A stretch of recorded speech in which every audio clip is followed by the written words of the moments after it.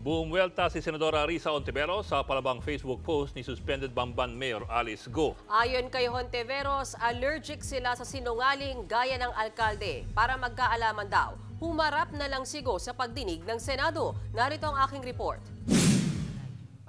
Special mention sa Senator Risa Hontiveros sa pinakabagong Facebook post si suspended Bamban Tarlac Mayor Alice Go. Kabilang daw si Hontiveros sa mga tila fixated o mainit sa alkalde. Buwelta naman ang senadora. Hindi kami fixated sa'yo. Allergic lang kami sa mga sinungaling. Nagsinungaling ka tungkol sa koneksyon mo sa Pogo. Nagsinungaling ka tungkol sa pagkatao mo. At kada login mo sa Facebook, may bago ka na namang iniimbento. Hindi rin bumenta kay Hontiveros ang paulit-ulit na sinasabi ng kampo ni Go na matinding pagod at trauma ang nararanasan ng alkalde kaya hindi siya makadalo sa pagdinig ng Senado. Prioridad daw ni Mayora ang kanyang peace of mind. Paano ka magkakaroon ng peace of mind kung palagi ka nalang iiwas sa mga tanong?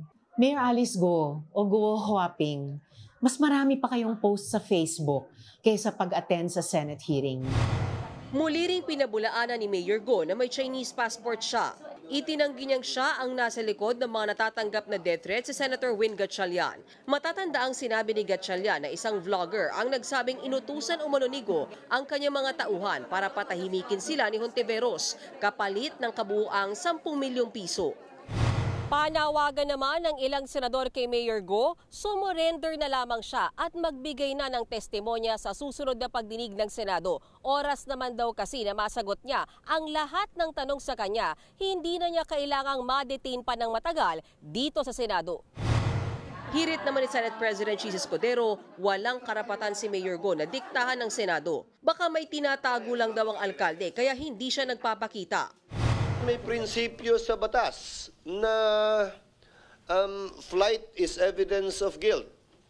Ang kawalan ng kagustuhang sumuko at voluntaryong magpakita at sumagot sa mga simpleng katanungan, bagaman hindi sa pinapwersang umamin, ay pagpaparahil ay may tinatago siya. Isang linggo na simula nang ilabas ang arrest order laban kay Go. Kaya ipinag-utos na raw ni Escudero sa Office of Sergeant at Arms na makipag-coordinate sa ibang law enforcement agencies gaya ng NBI at PNP para maipatupad ang arrest order laban kay Go at 7 iba pa. Sa kabila niyan, hindi na raw magugulat si Escudero kung sakaling totoo ang teorya ni Gatchalian na nakaalis na ng Pilipinas si Go. Mga kapatid, Lucy Cruz Valdez po, maging maalam at may pakialam sa mga napapanahong balita sa bansa. Tumutok at mag-subscribe sa News 5 social media pages.